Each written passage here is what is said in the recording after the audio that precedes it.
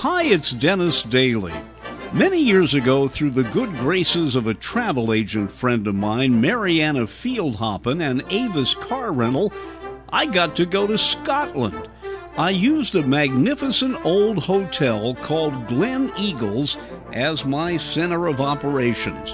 When I walked in that very first day, I was met by Tony Herdman, the concierge, who knew the complete history of the hotel. It was built by the Caledonian Railway Company and started in 1913. And it was built specifically to attract the travelling public, which in those days were the wealthy.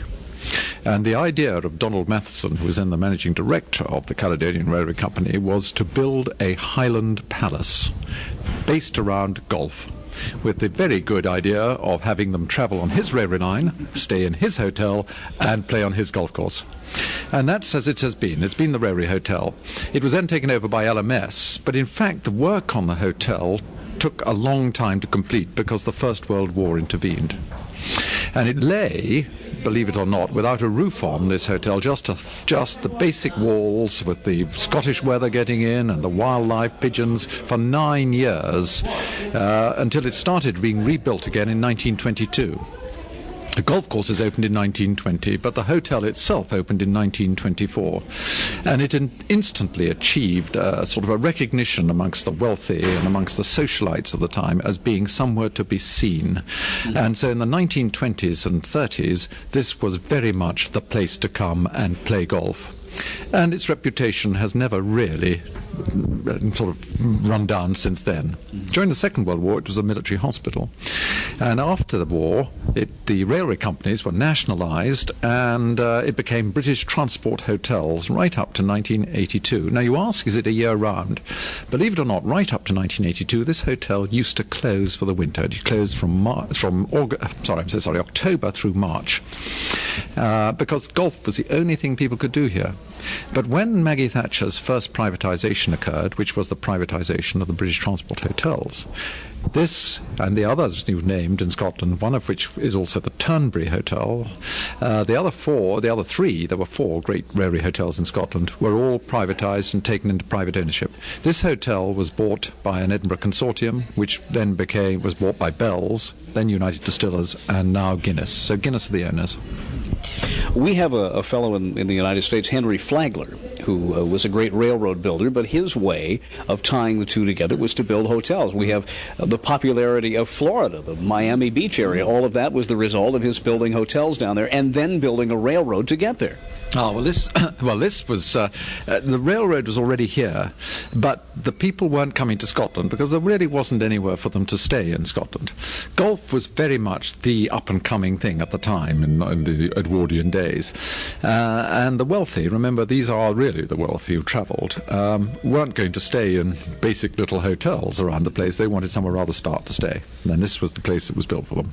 So, Tony, what is it like here? We're coming up on fall. Just as in the States, the weather can be very changeable this time of year. I can imagine that not only are there gorgeous winter activities, but this must be beautifully decorated at Christmas time.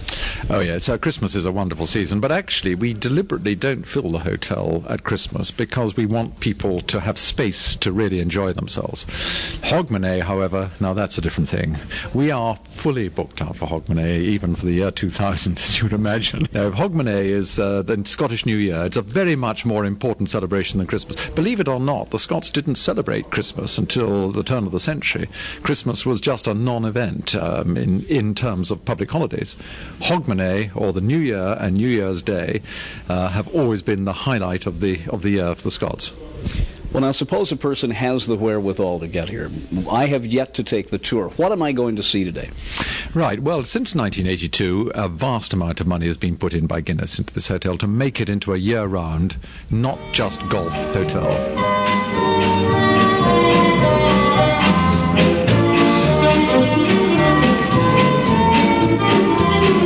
This week we're coming to you from a very special place. The BBC Big Band is rehearsing in the background. They'll be playing a concert right here at Gleneagles, a hotel, a resort built back in 1924. Extremely gorgeous, and as I said earlier, you couldn't build anything like this today. You couldn't afford it. The man at the front desk, Tony Herdman, has been telling us all about this beautiful place and about Scotland and the upcoming holiday season, and he had begun before the break to tell me what I had in store for me during my stay at Gleneagles. We're going out to see shooting in the Jackie Stewart Shooting School. Now, Jackie Stewart, many people know, is a world champion racing driver, but actually he is also, or was, a world champion clay pigeon skeet shooter. And he founded this, and it is still his franchise to the hotel. We're also going to see falconry, a thing which you can't do in many other places. In fact, it's almost unique in this country. It's the only place that you, as a private individual with no training, no background at all, can fly a bird, and you can actually work a bird and hunt a bird, and it's enormously popular. You can see off-road driving up in the Highlands. They take you, I think the expression is, no tarmac. Keep clear of the tarmac, and they take you in the most astonishing places. I must say this gently, and I do not mean this as a criticism. Some of the single-lane country roads I've been on, to me, are almost off-road driving anyway. I've had some delightful experiences with sheep, for example. Posts I've come too close to. The highlands and the hills here are just absolutely phenomenal. Well, I think on this off-road driving, the main road is a riverbed. I mean, that's... but for some people, that's nothing special. But, of course, a lot of our guests come from towns, and they never get the opportunity to drive these vehicles in terrain, which, frankly, they just never see. But the other thing we've also got is equestrian, probably one of the foremost equestrian centres in Europe, and huge facility. It's called the Mark Phillips Riding School. He, of course, was the husband of Princess Anne, but remains one of the top riders and horsemen in this country. It is now part of the hotel as opposed to being a franchise. That's been taken back in again. We've got one of the, in the golf terms, we've got a golf academy, which is again brand new, just being in the last year opened, and some of the best facilities in the world there. And of course, we've actually now got 3 18-hole championship courses here. The Monarchs, which is being designed by Jack Nicklaus and was only opened 5 years ago. The Kings and Queens, which are the old traditional courses here, which have got a reputation, I mean, I almost have to say second to none in the world, particularly the Kings. And there's another smaller course, an 9-hole par 3 course. We've got pitch and putts. We've got endless numbers of putting greens. We've got a fantastic swimming pool, which itself is being doubled in size, another swimming pool going in, a new restaurant, new workout facilities, all this being built at the moment. So it's just never ending here. We are an all-year-round resort, and people come to do whatever they wish to do. Well, let's go. All right, lovely.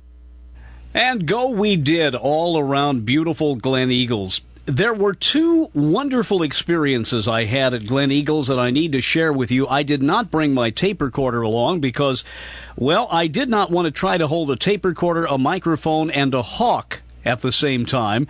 And the other involved skeet shooting clay pigeons, which can be very, very noisy. But I do want to share those 2 experiences with you. I have never been a gun fancier. As a matter of fact, guns scare me to death. But when the Gleneagles Hotel and Resort afforded me the opportunity to try my hand at skeet shooting, I decided, well, why not? I thought I would be absolutely terrible at it, but I did pretty well, both the ones that go up in the air and the ones that roll along the ground. I had the most wonderful instructor who took time to tell me all about the fine art of shooting, who showed me that even though I do look out of both eyes, I look out of my right eye more than my left, so I don't need to close my left eye when I shoot. It was great fun. You have to wear protective gear to keep the sound out of your ears, but I thought that would be a little too noisy for you. But it was my first time at shooting clay pigeons, and I wasn't too bad at it after I got the hang of it, largely because of the wonderful instruction I got. But the highlight of my stay at Gleneagles had to be falconry. This is where they take you out with a hawk, or a falcon if you're very, very much into this, and the darn thing flies. You look at a perch and you swing your arm back and let it go, and there it goes, up into the tree or onto the perch. And then you signal, and it comes back. And they only weigh about 2 pounds, and they are beautiful, gorgeous animals. And again, a great instructor at Gleneagles showing me how to do this. I wasn't afraid. I thought I would be. You put on a leather glove, and the bird comes back, and it just kind of sits there and waits for you to feed it. Then you do a wonderful thing where you walk through the woods and you let the hawk go, and it follows you like a dog. It'll stop in a tree and then fly on to someplace else, and finally when you get ready for it to come back, the instructor puts a little piece of meat or food on the top of your wrist, and the hawk comes back. There are very few places in the world where you can do that, and Gleneagles in Scotland is one of them, and my special thanks to them. I will never forget the experience of having my own hawk fly off and come back. I don't know about you, but I'd never heard Gaelic before. I knew the Scottish spoke a peculiar form of English, but this isn't English, is it? But the gentle Scottish people have a wonderful accent, and you notice it when you ask a local for directions. Turn right, up, right over, down the hill. Now, just at the bottom of the hill, the main road veers to the left. Wonderful, wonderful accent of the Scots. They are a frugal, wonderful people, but more than that, they are incredibly hospitable. And also, they are incredibly ingenious. Many, many years ago, when I was about 10 years old, I decided I wanted to be an engineer and design highways and bridges and tunnels, and I became enamored of an incredible railroad bridge over the Firth of Forth. Now, Firth, F-I-R-T-H, is the Scottish word for inlet or estuary, and Forth is not a number in this case, it's the name of a place. There had been a railroad bridge collapse, and when it came time to build this bridge in the late 1800s, they overbuilt it. It looks like something out of Star Wars, but it is indeed a monumental engineering feat. Using the Gleneagles Hotel and Resort as kind of a place to use as my headquarters, I was able to drive around a lot of Scotland in my Avis rental car on the left side of the road, and when I got into Edinburgh, I looked at the map and I said, my golly, look at this. The bridge is right here. So I went to the bridge and absolutely relived my childhood, looking up at that beautiful, beautiful structure. Found that there was a museum there. And a nice lady named Denise Edwards told me all about the bridge's history, the old railroad bridge, and the new highway bridge beside it, which is itself an engineering feat. It's a symbol that a lot of people are aware of, and in many ways is a national symbol for Scotland. It's a very impressive structure. It was built in 7 years, starting in the 1880s, and it was built as a more efficient form of transport for crossing the Firth of the Forth. Prior to that, the only means of people getting from South Queensferry over into Fife and of course back again was by ferry, and that could be very precarious because obviously the run would depend on the weather, the winds and the tides and so forth. So with the new railway bridge, both people and goods could be transported very effectively, efficiently and economically from one part of Scotland to the other. Is the north of here what is called the Highlands, or are we into the Highlands at this point? No, we're certainly not into the Highlands. This would be regarded as the lowlands here. That's in Lothian, Edinburgh South Queensferry. And then, of course, you come to the Kingdom of Fife. Traditionally, the Trossachs near Stirling are considered to be the beginning of the Highlands. I'm looking in this case at some of the memorabilia from the building of the bridge. There are several rivets here, and a gentleman at a service station told me that when they refurbished the bridge, they sold some of the old rivets as memorabilia, that he has one at home on his mantle. Well, I wasn't aware of that, but it certainly wouldn't surprise me. We have quite a number of rivets in the collection. In fact, they were one of the remarkable features that went into the building of the bridge. I believe there were about 7 million of them that went into the building of the original structure. And of course, the machine that was new machine was invented in order to do the riveting for the bridge, which was invented by Sir William Arrol, one of the engineers, the main engineer for the bridge. Well, Denise, you have an enormous amount of photographs here in the museum, and I must put this in perspective. This is South Queen's Ferry, is that correct? It's on the Edinburgh side. South Queen's Ferry, yes, on the Edinburgh side. Yes. The wonderful main street here is cobblestone. It's one lane in some places, and then it makes me forget I have to drive on the left when I exit that area. Yeah, well, the town of South Queensferry is very, very interesting in itself, and in fact it's been designated an area of outstanding architectural interest, with many of its buildings being listed. You have some great photographs of this magnificent bridge under completion. You said it took 7 years. It is so intricate. In a way, it seems 7 years is too short a time to have finished it.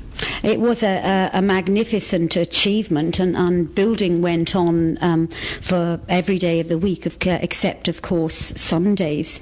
But yes, it's a magnificent feat of Scottish engineering, and an absolute wonder to look at, very architectonic, and almost seeing it being built and how it was built, almost space age-ish, I think.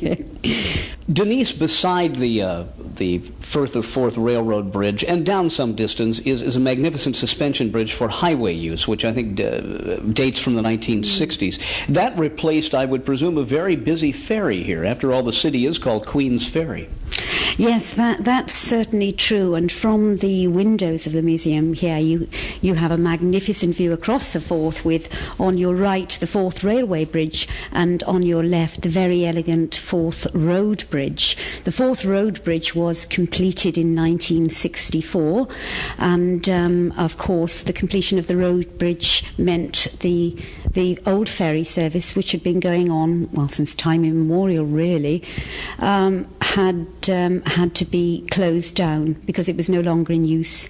And in fact, the frequency in traffic, of course, has been such that it's now proposed that a third bridge spans the Forth at some time in the future. Two more great monuments in Scotland, the two huge bridges over the Firth of Forth. If you go to Gleneagles, you also have to go to St. Andrews, and it's not a far drive. St. Andrews, of course, the birthplace of golf. I had a very long talk with the people at the Old Course Hotel, and they assigned me a personable fellow named Willie to drive me around. St. Andrews is a college town as well as a golf mecca. It is the site of some wonderful historic ruins, and Willie the chauffeur told me that some very, very famous people go through there every year. Yes, you get the film stars coming in for a bit private round, you know. Most of the time, I think they try and the hotel tries to keep it low key, obviously for the privacy of the guest, I think, which is a thing that's of paramount importance, because these people, they come here and they like to have some time to themselves, you know. And I think if everybody knew they were coming, they would be surrounded with people. But oh yes, we've had some quite famous people here. I've driven Robocop, Peter Weller, remember him? He done the film Robocop. He's been here. Don Johnson's been here, Miami Vice, and he's sat in that seat. And all the famous golfers, of course, most of them have been in the car. You know, I think many Americans are not aware, and I was not really until I traveled on the continent and in the UK last year, as to how much of the U.S. culture has come here. I mean, all of our TV shows. I was watching Mission Impossible in the hotel the other night. We sometimes forget the fact that you are very much aware of all of our programming, almost, who our stars are. That's right. There's as many American programs on the television over here as there is British programs. Willie, this is such a beautiful part of the world here, Scotland. The weather can be very changeable this time of year. Some of this architecture goes back 4 or 5 centuries before certainly Columbus discovered, if indeed he did, America. What is it like to work here, to see the awe on people's faces when they see all of this for the first time? Well, I think everybody reacts differently to it, really. I mean, when you consider that the age of the cathedral ruins that we're looking at now, and they talk about something old in America being only 200 years old, there's just such a vast difference. And people, a lot of people, especially our American guests, just can't believe that things that they're seeing are as old as they are. I mean, when we do the tours, we often go into the Highlands and we take them across the Tay Road Bridge, and we point out the Tay Railway Bridge and tell them how the first bridge collapsed in 1879. And then in the other direction we go over the Forth Road Bridge and point out the Forth Railway Bridge, which was opened in 1890, sorry, and which was in fact the first bridge in the world to be built from steel. And they're quite amazed actually that things are as old and look still so good here yet, you know. I know when I was in Edinburgh, they were refurbishing that beautiful bridge over the Firth of Forth there. It's impossible to describe that bridge to someone without them seeing it. I mean, it's the most magnificent bridge I've ever seen. Oh yeah, it's a lovely bridge. It's known as the 8th wonder of the world, I think, actually. But as I said, it's the first bridge in the world to be built from steel. Do you play golf yourself? Well, I must make a big confession here. No, I don't. But you've certainly seen enough of it. Oh yes, I see, as the chauffeur here, I see quite enough and hear quite enough actually without playing the game as well. I must admit my colleague's a very good golfer. Quite often actually we get jobs with the guests, maybe going away on a full day tour. Bill will maybe go on a full day tour and I'll get a job to go to some golf course quite a distance away from St Andrews, for example Dornoch. I mean, we go to all the golf courses in Scotland with guests, and if that happens, what we do is we swap them around. I go away on the tour and Bill goes on the golf item because he's a very good golfer, and he takes his clubs with him and sometimes goes round with the guests and keeps them right. If not, he'll walk round with them, you know, and keep them right in the courses because he has a good idea of all the courses that we take guests to. Yeah. Sometimes I feel a little bit guilty doing this program because I often get put at the head of the line. Like when the Indiana Jones ride premiered at Disneyland and you and I got to go to the front of the line and ride it. Steve from the Old Course Hotel at St. Andrews was able to arrange for me to play golf to play one hole, to drop a ball in the hole. Actually, to have my picture taken trying to tee off at the first hole at St. Andrews, which, unlike any other place in the world, is a very, very special mecca for just about everyone who's ever tried to hit a golf ball. Well, I think you're absolutely right. This is the oldest golf course in the world. People have played golf here for 500 years. I understand here, and if we can turn around, it's not good radio to say this, but we are looking now at the North Sea, and there is a beautiful beach here, which I understand played a part in a very memorable motion picture. Yes, that was the beach that appeared at the beginning of the film Chariots of Fire, and they filmed the athletes at around 1911, 1912 Olympics running along that beach.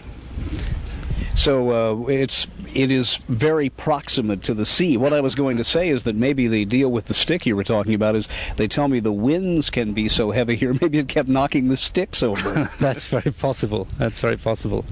You, I take it, have golfers who come here from around the world to play or to be here at St. Andrews, which is even though we may think of it as being very exclusive, is a municipal golf course. Yes, in fact, there are 5 golf courses. As we look down from the first tee of the old course, we're actually looking across 5 links courses, all of which are municipal courses.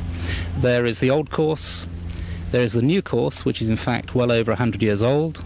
There's the Jubilee, which celebrates its centenary this year, the Eden, and the Strathium course also. Well, now the old golf course, the original one, the one where legend has it golf began, dates from when? No one knows, but the first record of golf on the old course is in the early 1400s. Did they have scorecards back then? I don't think so. It was match play, man against man, and the least number of shots won. What type of tourist do you see here? I would take it, it beggars the fact you have to have a wee bit of money to come here, but I would presume you see people who are not only very, very good golfers, professionals, but also hackers come here. Yes, it's really open to everybody, and in addition to the 5 courses I'd mentioned, there's a special 9-hole course for children and beginners right here on the links. And it's not really an exclusive sport here in Scotland. Children can play on the course for £2.75, which I guess is under $5. There's a broad range of green fees on the different courses, and you can buy an annual ticket if you're living in the town for £90. And who would have thought that the most famous golf course in history is a municipal course for the people who live at St. Andrews? Well, we couldn't go to Scotland without stopping by Loch Ness. I camped out beside Loch Ness for the better part of an afternoon and didn't see any monsters except a few American tourists there. I stopped by the museum at Loch Ness and was given the tour, and I asked the curator of the museum about that classic photo of Nessie, the Loch Ness Monster, coming up out of Loch Ness, that picture we see so often in books and magazines. Sadly, that's been defunct for a couple of years. Oh, I hate to hear that. It's terrible because we all pinned our hopes on it. We loved it. Everybody recognises that particular picture. It was taken in 1934 by a surgeon in the British Army, and he sat on it for quite a long time. It was then put out to the public domain, and everybody regarded that as about the most definitive authentic picture. Yes, the definitive picture. It wasn't until recent years that, long after his death, obviously, that his friend who was with him, one Christian Sperling, was investigated by some people that knew about the monster, and confessed that yes, it was a hoax. It was a hoax. He asked that it wasn't made public until after his death, and he died at the age of 90 in 1995. Wow. Well, now, obviously, we're outside the museum here, and listeners can tell there's a great deal of traffic. This highway, which is the A82 up to Inverness, is a very heavily traveled road, although by U.S. standards, rather narrow and curvy. I would presume you get an awful lot of visitors here. Oh, we do. Upwards of 250,000 people come into the site each year.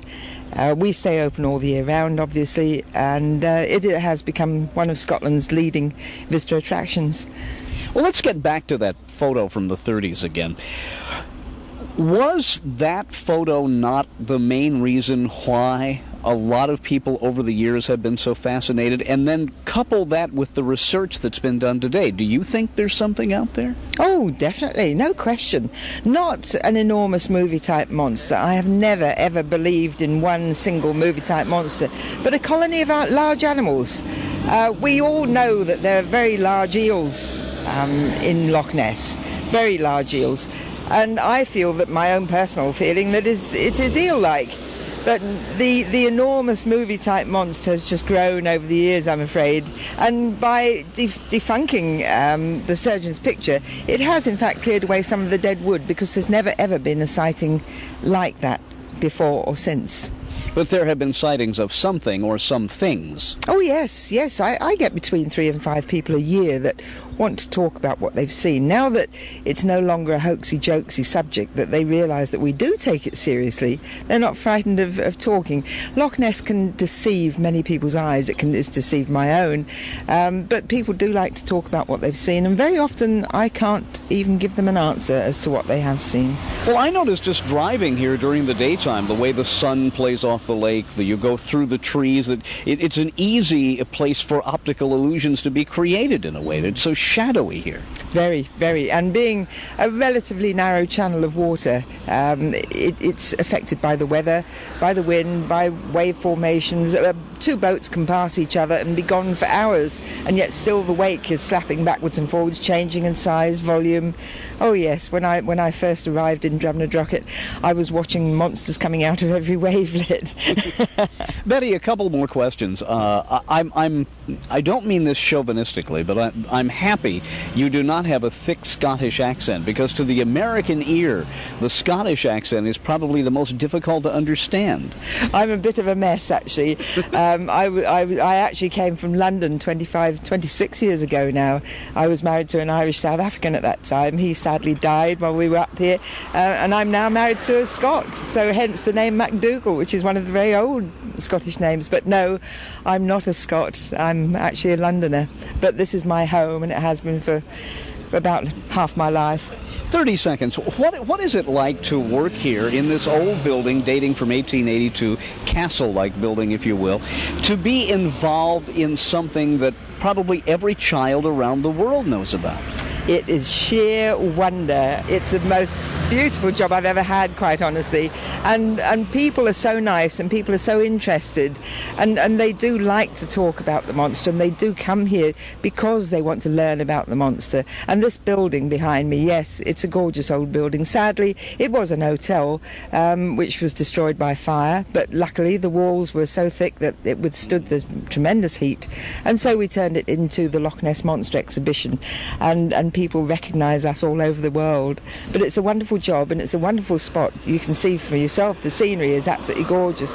With or without the monster, I think people would come to Loch Ness. Betty, thanks a lot. You're welcome. Betty McDougall, the curator of the museum at Loch Ness. Well, back to Gleneagles, and I sure did a lot of driving in and out of that area. Put more than 400 miles on my Avis rental car, which is pretty daring because I'd never driven on the left side of the road before. Got by without too many scratches. Back at Gleneagles, they said, "We want you to take a buggy ride," and they entrusted me to a young lady who treated the horses so gently and with great authority. We spent about 10 minutes putting on all the leather work, the harness and the reins, and I asked her how important it was that all of that be not too tight, not too loose. Well, if it's not right, one, you've got to check the stitching, because if the stitching breaks, it can be very dangerous. Because even carriage driving as well as riding, if a piece of harness breaks or doesn't fit properly, you've got a rub. So everything has really got to be thought out and checked and double-checked. Well, unlike getting in your car where you just get in and turn on the switch, how many minutes on average would you say it takes to do all this harnessing? 5, 10 if you do it properly? It can be, if you're very quick, you can perhaps do it in 5-10 minutes, but it just really depends. If you've got to readjust, you can maybe take up to 15 minutes by the time you put it on, check everything fits properly, take the horse to the carriage, put to... Then again, check everything is the correct distance and length as you put the horse to your carriage. You know, I just realized in one 4-hour period, I will have gone from a horse and buggy to a car to a jet plane. Just sure, yes. From 1 horsepower to probably a car is, 4 horsepower more? A lot more, yes. And then to a jet plane that's sort of maybe 100,000 horsepower. But it still comes back to horsepower at the end of the day. So many of the people who work at Gleneagles, the Gleneagles Resort in Scotland, really know what they're doing. Many of them have been there for many, many years, and they are experts in their field. Speaking of experts, Terry Waldron was the nice lady who arranged our stay at Gleneagles. She invited me to that BBC concert. You may have heard the band warming up at the beginning of the program, recreating the sound of the 1920s when Gleneagles first opened. I asked Terry how people who might be listening to American Montage, even in very small towns, can find out about tour packages for hotels in Europe, places such as Gleneagles and other places where it is so much fun to go and just get away.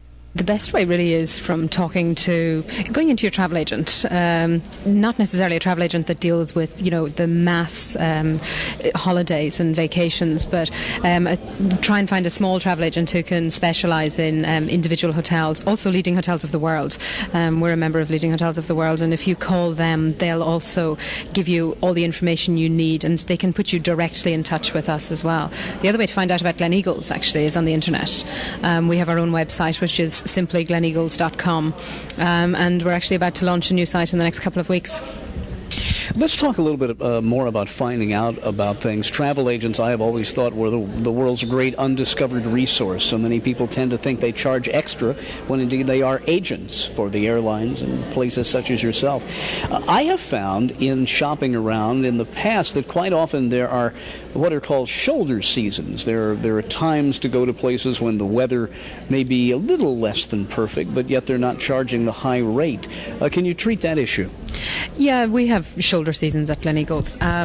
The place I would go to find out about shoulder seasons is to the Tourist Board, Scottish Tourist Board, or the British Tourist Authority. They'll be the best qualified probably to tell you about what's available and also what's going on during the shoulder seasons, because the thing not to forget is that it's not that nothing happens in the shoulder season and everything closes down. For example, in Scotland this year in October there's a whisky festival, which is traditionally the shoulder season for Scotland. So there are other things that happen outside of the peak season for tourists to enjoy and for visitors to Scotland to enjoy.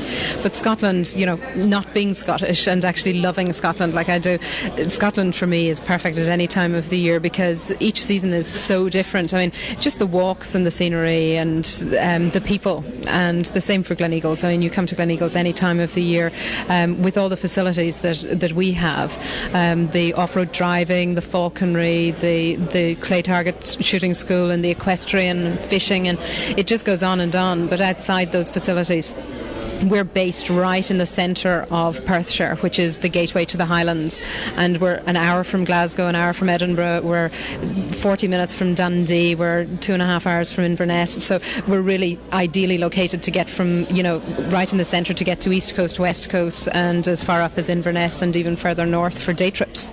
Well, Terry, you have a very special place here, and thanks for your hospitality and thanks for inviting us here. Thank you very much. It's a pleasure having you.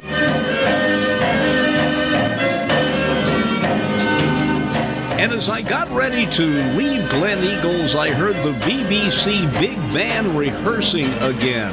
Rehearsing a program that had originally been done from Gleneagles in the 1920s.